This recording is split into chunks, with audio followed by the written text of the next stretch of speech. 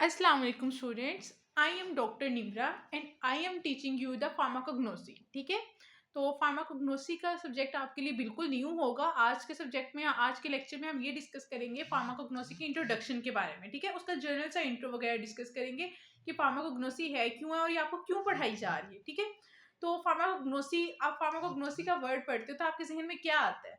तो अगर आप फार्माकोग्नोसी के वर्ड को ही देखो ना, तो हम इसको दो चंक्स में डिवाइड करते हैं। ठीक है, एक जर्मन केमिस्ट था, उस जर्मन मेडिकल स्टूडेंट था, उसने फार्माकोग्नोसी को ना इस तरह डिवाइड किया कि फार्मा का जो वर्ड है उसका मतलब होता है ड्रग्स। ठीक है, ड्रग्स का क्या मतलब होता है? मेडिसिन।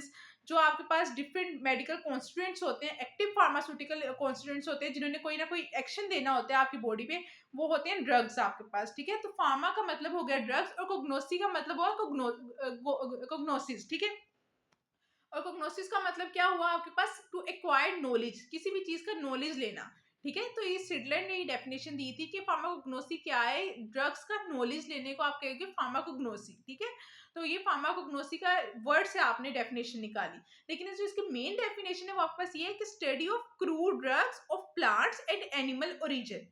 मतलब आप क्रूड ड्रग्स की स्टडी कर रहे हो, लेकिन कौन से वाले क्रूड ड्रग्स, वो कहाँ से आ रहे हैं आपके पास क्रूड ड्रग्स? वो क्रूड ड्रग्स आपके पास या तो प्लांट से आ रहे हैं या फिर एनिमल से आ रहे हैं। इन दोनों सोर्सेज से आप क्रूड ड्रग्स को लेते हो और देन उनकी स्टडी करोगे, तो ये सब्जेक्ट का नेम हो गया आपका फार्माकोग्नोसी। ठीक है, नेक्स्ट हम देखेंगे फार्माकोग्नोसी हम क्यों स्टडी कर रहे हैं। ठीक है, क्योंकि आपको जो ड्रग्स आते हैं मार्केट में या जो भी कोई केमिकल कॉन्स्टेंट होता है, उसका पता होना चाहिए कि वो आप ले कहाँ से रहे हो, उसको कलेक्ट किधर से कर रहे हो। ठीक है, और उस ड्रग को किस तरह एक डोजेज फॉर्म में, एक मेडिसिन की फॉर्म में उसको प्रिपेयर किस तरह कर रहे हो और उसको स्टोर आप किस तरह करते हो इन ड्रग्स को। ठीक है, तो फार्माकोग्नोसी आप इसलिए पढ़ते हो ताकि आपको ड्रग्स की कलेक्शन का पता हो, उनकी प्रिपरेशन का पता हो, उनकी स्टोरेज का पता हो। सिर्फ इस चीज का नहीं, आपको उसके आइडेंटिफिकेशन का भी पता हो कि कौन से वाला क्रूड ड्रग का क्या नेम है, वो उसका यूज किया है। आपको इन चीजों का भी पता हो, उनकी फॉर्मुलेशंस का भी पता हो कि वो मार्केट में किस नेम से आ रहे हैं। ठीक है, तो कोग्नोसी आप इसलिए भी पढ़ते हो ताकि आपको ड्रग्स की आइडेंटिफिकेशन, फॉर्मुलेशन, कलेक्शन, प्रिपरेशन और स्टोरेज का पता हो। ठीक है, अब पहले पहले तो ये कहा जाता था कि जो फार्माकोग्नोसी है ना, वो बॉटनी से रिलेटेड है। बॉटनी एक ऐसी फील्ड है जिसमें आप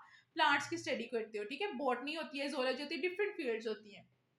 ठीक है, पहले ये सोचा जाता था 19th सेंचुरी में कि जो कुग्नोसी है ना, वो बॉटनी से रिलेटेड है। लेकिन with the passage of time कुग्नोसी को आप रिलेट करने लगे, फार्माकोग्नोसी को आप रिलेट करने लगे with the pharmacology, clinical pharmacy, toxicology और उनकी केमिस्ट्री के साथ। ठीक है, अब ये इन चीजों से किस तरह रिलेट करती है? अगर आप देखो, अगर एक ड्रग आप ज्यादा कंज्यूम कर लेते हो, बहुत ज्यादा ले लेते हो, एक्सेस में ले लेते हो, तो उसकी आपके पास टॉक्सिसिटी हो जाती है बॉडी में। ठीक है, तो उसकी टॉक्सिकोलॉजी को भी स्टडी आपने करना है, उसको क्लिनिकल फार्मेसी की उसका एक्शन क्या क्या आ रहा है। ठीक है, आपने इसको भी चीज करनी है, उसकी केमिस्ट्री को भी देखना है कि उसका स्ट्रक्चर क्या है। ठीक है, तो कोग्नोसिस सिर्फ बॉटनी से रिलेटेड नहीं है, वो इन सारी फील्ड से रिलेटेड है। फार्माकोलॉजी से भी रिलेटेड है, क्लिनिकल फार्मेसी से भी, टॉक्सिकोलॉजी से भी और केमिस्ट्री से भी रिलेटेड है। ठीक है, अब फार्माकोग्नोसी में आप क्या डिस्कस करते हो? ये नहीं है कि आपने फार्माकोग्नोसी में सिर्फ और सिर्फ ड्रग्स ही डिस्कस करते हो। आप फार्माकोग्नोसी में नेचुरली अकरिंग ड्रग्स के साथ साथ वो ड्रग्स जिनका एनिमल भी ओरिजिन है और प्लांट भी ओरिजिन है, उसके अलावा क्या क्या डिस्कस करते हो? आप इंजाइम्स को भी डिस्कस करते हो, क्या आपकी बॉडी में डिफरेंट इंजाइम्स बॉडी में किस तरह एक्ट करते हैं। आप सर्जिकल ड्रेसिंग्स को भी डिस्कस करते हो, हार्मोन्स को भी डिस्कस करते हो, एलर्जी को भी डिस्कस करते हो कि इन सब्सटेंसेस का आपकी बॉडी पे क्या इफेक्ट होता है। इसके अलावा अलावा आप सेपरेशन टेक्निक्स को भी डिस्कस करते हो। ठीक है, सेपरेशन टेक्निक्स को क्यों डिस्कस करते हैं?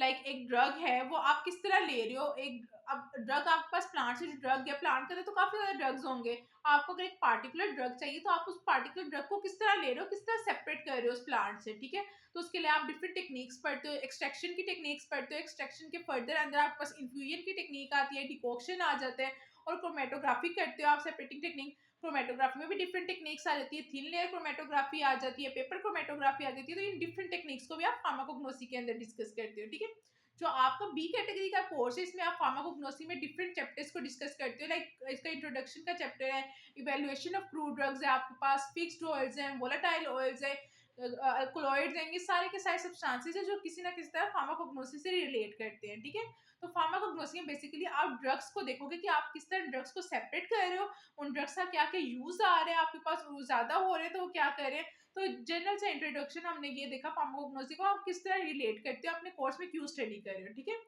नेक्स्ट टाइम से हम अपने फर्दर जो है अपना कोर्स को स्टार्ट करेंगे।